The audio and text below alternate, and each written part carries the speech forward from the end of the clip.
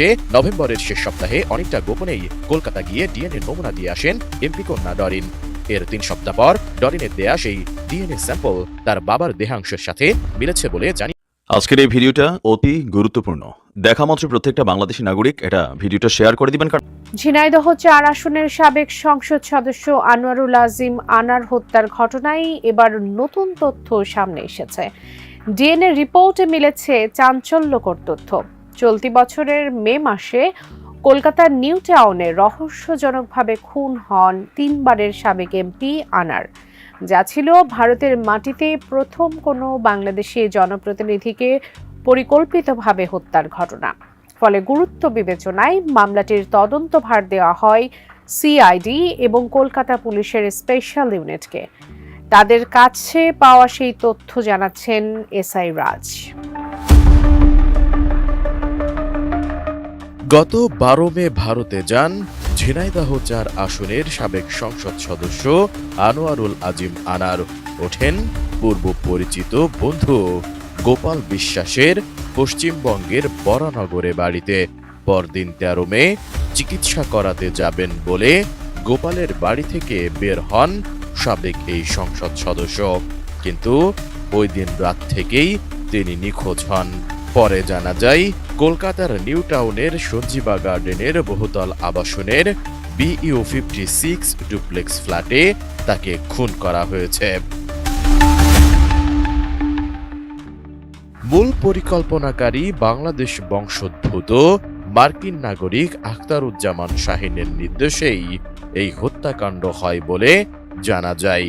মূলত আখতারুজ্জামানের নির্দেশেই জিহাদ হাওলাদার ওরফে কসাই জিহাদ সহ 4 জন আনারকে ওই আবাসনে শ্বাসরোধ করে হত্যা করে। এই ঘটনায় ঢাকা মেট্রোপলিটন পুলিশের ডিবি সদস্যরা 3 জনকে গ্রেফতার করে। অন্যদিকে পশ্চিমবঙ্গের সিআইডির হাতে গ্রেফতার হন 2 জন। তারা হলেন বাংলাদেশি নাগরিক সিয়াম হোসেন ও জিহাদ হাওলাদার ওরফে কসাই জিহাদ। কোয়ালিটি সম্পন্ন আন্তর্জাতিক মানের CMT 500W CSRM committed for better steel. Siam হোসেনকে জিজ্ঞাসাবাদ করেই সিআইডি জানতে পারে আনারকে খুন ও খণ্ড বিখণ্ড লাশ লোপাটের কাজে যুক্ত ছিল সে।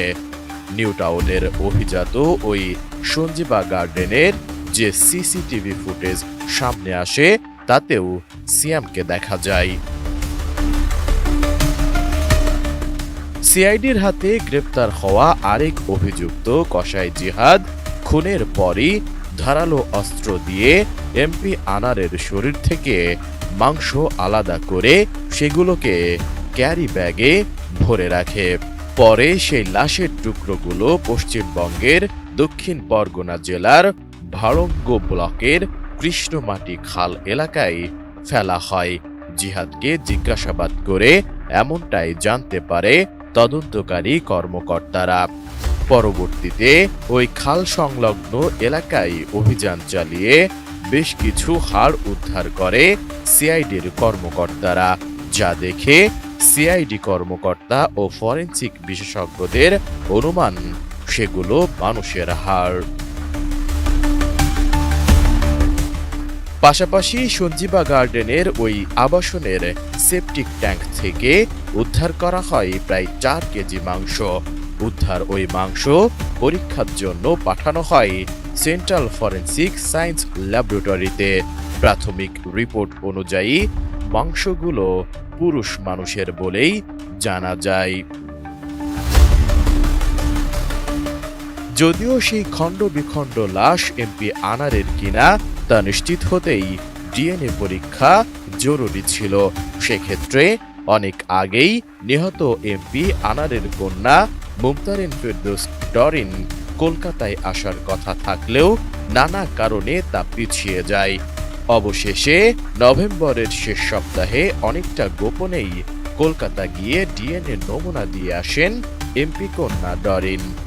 এর 3 সপ্তাহ পর ডরিনের দেয়া সেই ডিএনএ স্যাম্পল তার বাবার দেহাংশের সাথে মিলেছে বলে জানিয়েছে ভারতের গণমাধ্যম হিন্দুস্তান টাইমস। এছাড়া পশ্চিমবঙ্গ সিআইডি শুক্রবার এ তথ্য নিশ্চিত করে বলেছে, ভারতের সেন্ট্রাল ফরেনসিক সায়েন্স ল্যাবরেটরিতে দুজনের নমুনা পাঠানো হয়েছিল।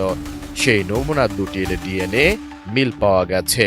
খাল ও ফ্ল্যাটের পাড় থেকে উদ্ধার হওয়া মাংস ও হাড়গুলো বাংলাদেশি এমপি আনারের। এসআই রাজ, এটিএন নিউজ, ঢাকা। ভালো থাকবেন। আসসালামু আলাইকুম।